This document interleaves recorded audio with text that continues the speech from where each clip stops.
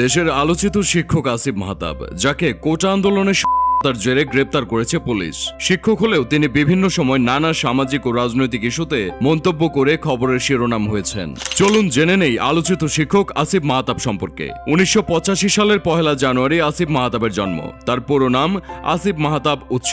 বাড়ি গোপালগঞ্জ জেলায় হলেও বেড়ে উঠেছেন ঢাকার উত্তরায়। পড়াশোনা করেছেন ইংলিশ মিডিয়াম স্কুলে। 2010 সালে ও লেভেল এবং 2012 সালে এ লেভেল পাশ করেন তিনি। 2013 সালে ইংরেজি বিষয়ে ভর্তি হন দেশের স্বনামধন্য নর্থ সাউথ বিশ্ববিদ্যালয়ে। সেখানে 2017 সালে স্নাতক সম্পন্ন করেন। পরে 2019 সালে স্কটল্যান্ডের গ্লাসগো বিশ্ববিদ্যালয়ে masters of science in analytical philosophy বিষয়ে মাস্টার্স কোর্সে ভর্তি হন। পরের বছর সম্পন্ন করেন মাস্টার্স কোর্স।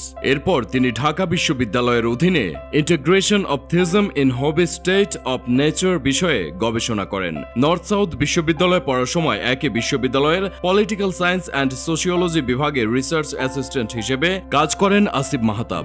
2015 থেকে 16 সাল পর্যন্ত আসিফ সামাজিক যোগাযোগ মাধ্যমে অন্যতম জনপ্রিয় বাংলাদেশি ইনফ্লুয়েন্সার ডন সামদানির প্রতিষ্ঠান ডন সামদানি কনসালটেন্সি অ্যান্ড ফ্যাসিনেশনে হেড অব রিসার্চ হিসেবে কাজ করেন। আসিফ মাহতাব ডন সামদানির 3টি বইয়ে সহ-লেখক হিসেবে কাজ করেছেন। বই 3টি হল the power of positive thinking, CV writing and interview skills, communication and public speaking.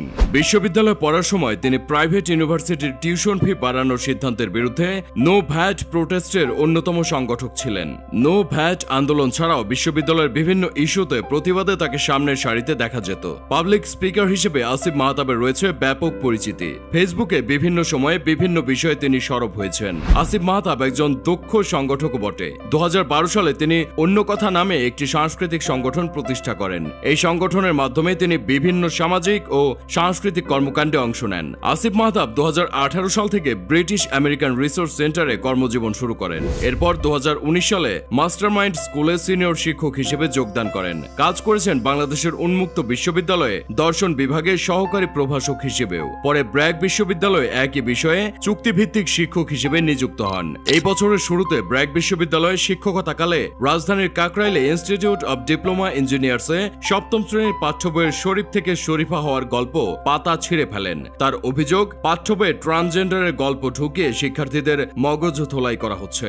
বইয়ের পাতা ছিঁড়ে ফেলার একটি ভিডিও মাহতাব নিজের ফেসবুকে আপলোডও করেন, যা নিয়ে সামাজিক মাধ্যমে সৃষ্টি হয় ব্যাপক প্রতিক্রিয়া, যার জেরে তাকে চাকরিচ্যুতও হতে হয়। ব্যক্তিগত জীবনে আসিফ মাহতাব ইসলামী ভাবধারায় অনুপ্রাণিত। তার সামাজিক যোগাযোগ মাধ্যমে এর প্রমাণ মেলে। ফিলিস্তিনি ও ইসরায়েল বিষয়ে ফিলিস্তিনের পক্ষে সরব ছিলেন। এছাড়াও মধ্যপ্রাচ্যের নানা ইস্যুতে ইসলামপন্থীদের সমর্থন নিয়ে নানা বক্তব্য রাখতে দেখা যায় তাকে। 2016 সালে চীনের গ্লোবাল টেলিভিশন নেটওয়ার্কে সিজিটিএন এর একটি ডকুমেন্টারিতে ইসলামিক অ্যাক্টিভিস্ট হিসেবে কথা বলেন আসিফ মাহতাব। কোয়ারা সহ বিভিন্ন সোশ্যাল সাইটে তিনি ইসলামী বিষয়ে বক্তব্য লিখে আসছেন অনেকদিন ধরে। তবে ইসলামী অ্যাক্টিভিস্ট হলেও গান বাজনাতেও তার আগ্রহ রয়েছে। Associated board of the royal school of music থেকে মিউজিক থিওরিতে ডিস্টিংশন রয়েছে এই তরুণ বিশ্ববিদ্যালয় শিক্ষকের। সম্প্রতি শিক্ষার্থীদের কোটা আন্দোলনে ঢাকার বনানীতে সেতু ভবনের মামলায় ব্র্যাক বিশ্ববিদ্যালয়ের সাবেক এই শিক্ষককে আটক করা হয়। আটকের 4 ঘন্টা আগে সামাজিক যোগাযোগ মাধ্যমে একটি পোস্ট দিয়েছিলেন তিনি। সেখানে তিনি কোনো ধরনের ভ্যালিড কারণ ছাড়াই অনেক মানুষকে গ্রেপ্তার করা হচ্ছে বলে অভিযোগ তুলেন।